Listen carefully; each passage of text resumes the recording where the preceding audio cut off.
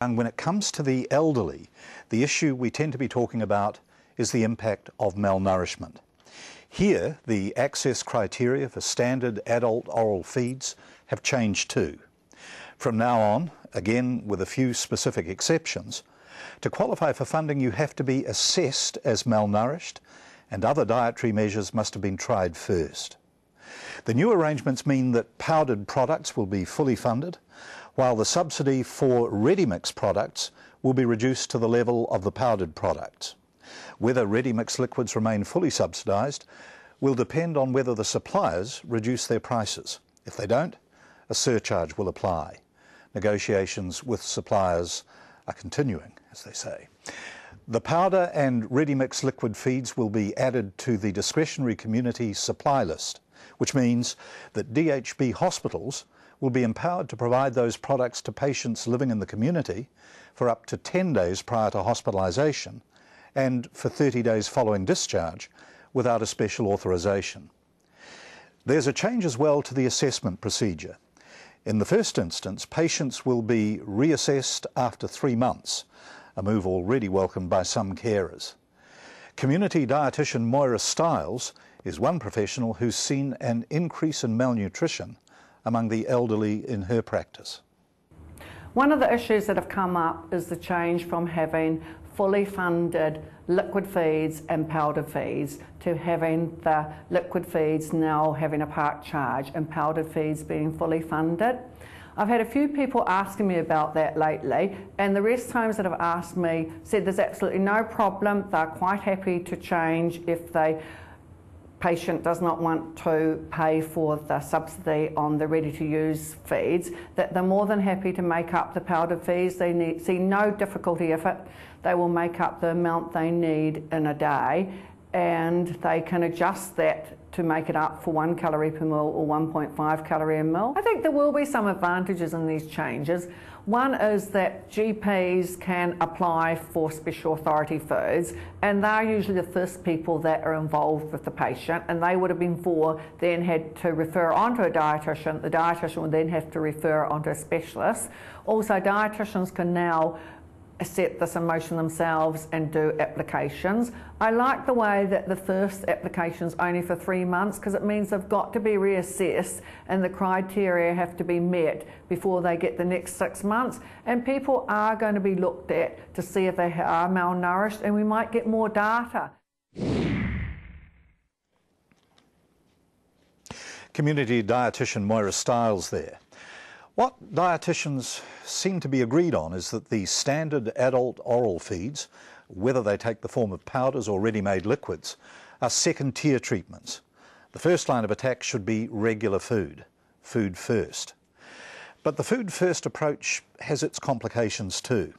Some people complain they can't afford regular food, and today's tough economic climate makes food buying an even greater challenge.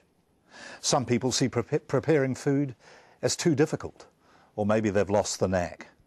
So to give us a flavour of what's possible, we went to a couple of master chefs, Dame Alison and Simon Holst, and asked them to show us how it's done. Hello, I'm Alison Holst. And I'm Simon Holst. And we're going to show you a 30-minute chicken dinner. Something that's quick and easy, all in one pan, and it tastes delicious. So we're going to start off doing things for 2 servings here. Yep. And we've got the pan on heating. The pan's on heating. I'm going to add a couple of tablespoons of olive oil to that. I've got 4 chicken thighs here, 4 boneless, skinless thighs. Just going to flour those lightly and pop them in the pan. Cut up a couple of cloves of garlic, and I always like to cut the root end off and then give it a squash. It'll just give a nice flavour to everything else, but you won't really tell. So that goes into the oil around there. A teaspoon each of dried oregano. We've also got half a teaspoon of salt going in there. And the salt is important. It just brings out the flavours, doesn't it? Got half a cup of water and half a cup of white wine. What's going to happen, it looks liquid at the moment, but because we floured the chicken, they will actually, the flour will thicken the sauce a bit. And these are nice little potatoes. Oh yeah, that's about 20 minutes now. This So smells looking, good. Looking pretty good. Yes. And it's ready to be plated up. So we've got our couple of pieces of chicken, little firm potatoes. I guess you could use turmeric if you wanted to, couldn't you? Oh. And if you get to the end of the cooking, you know, if the vegetables are tender and the sauce isn't quite as thick as you want, just leave the lid off it and simmer it for a few minutes longer, and that will give some of the liquid a chance to evaporate and the sauce will thicken up. Okay, so we've shown you a quick and easy main meal idea, but here's some of our favourite sort of quick and easy snacks. I mean, you've got pikers with jam and cream. Everybody likes those. You know, a cheese omelette, toasted cheese sandwiches. With some ham as well. And, or muffins, you know, what could be better?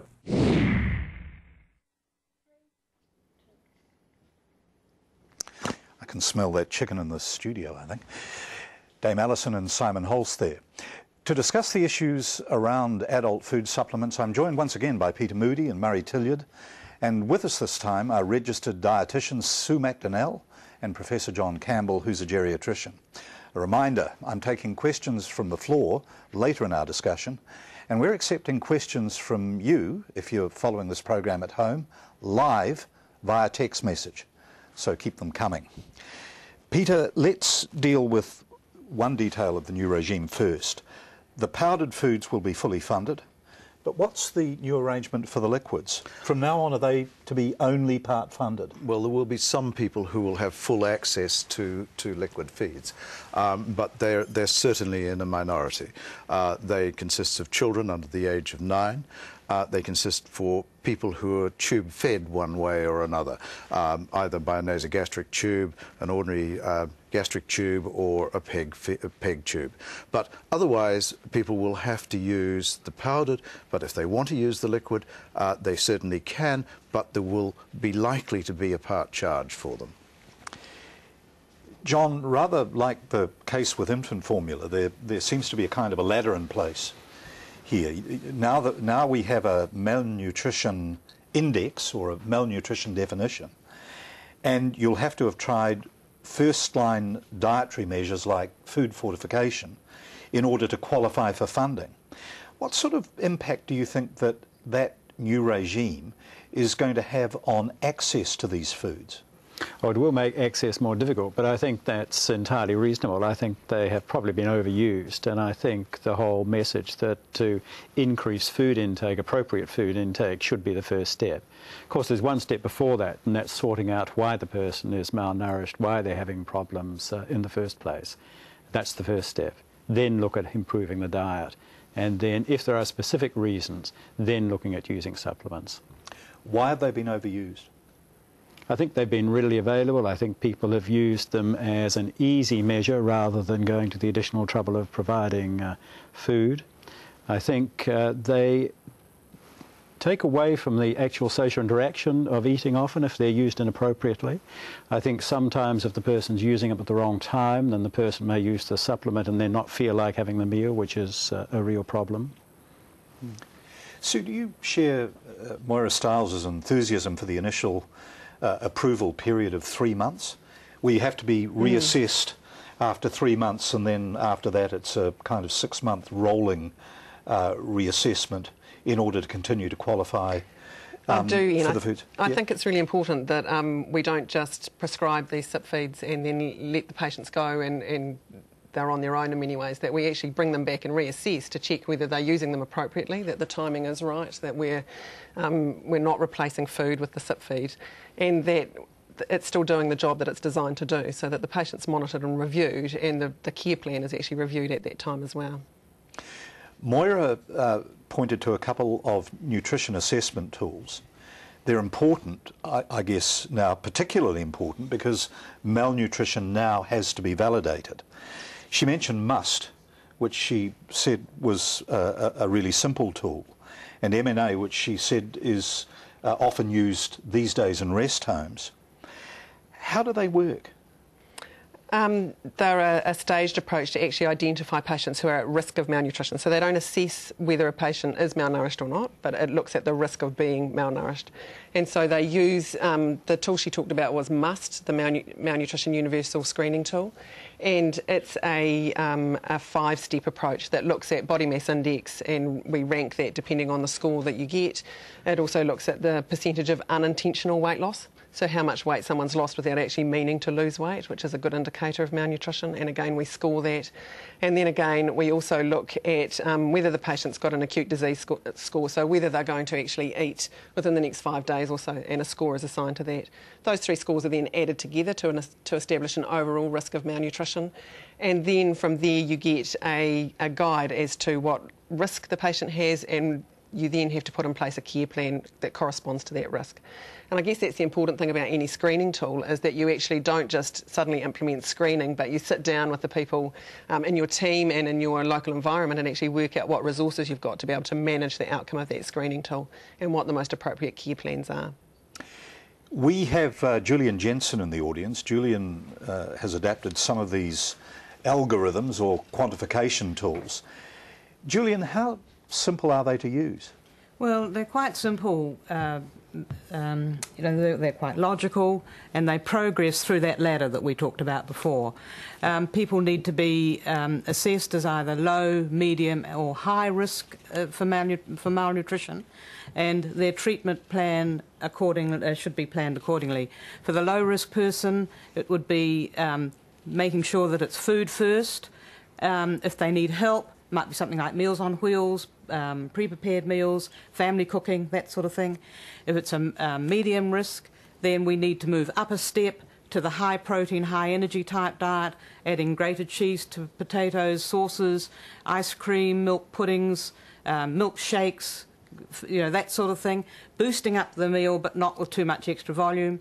And then the high risk person is, if you're not having any success with the earlier steps, then you need to look perhaps at using one of the nutritional supplements, either the powdered one or the SIP feed.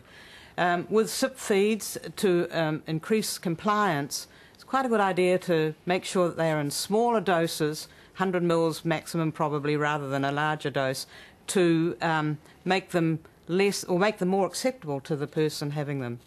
And then again, don't have them just before a meal, have them between meals so that they don't spoil the appetite for other food. Thanks for that. One reason liquid formulas are often preferred over powder supplements is that they seem easier to cope with, especially if you're in a rest home. Here's dietitian Moira Stiles again.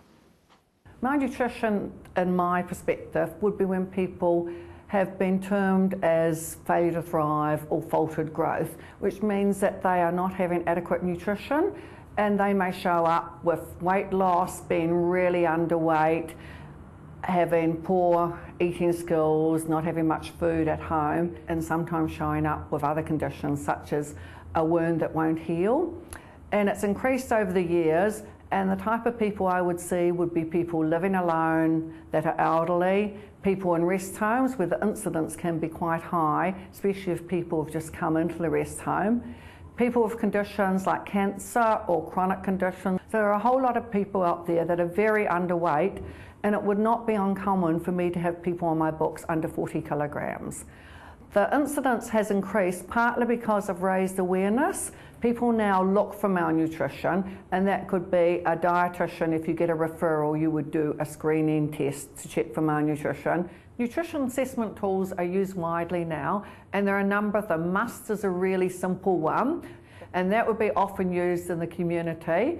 And then there's MNA, which is often used in rest homes, and then there's a number of other ones. But the key thing is to use a tool that's validated for the age group and the type of client base that you're assessing. How is malnutrition treated? Often as a first line, people would be given supplements rather than promoting food first. Food first probably isn't pushed first because it was really easy before not to have to validate malnutrition by using a screening tool, and it was really convenient to be able to get a supplement prescribed, and that was a good option, but food first should be used first.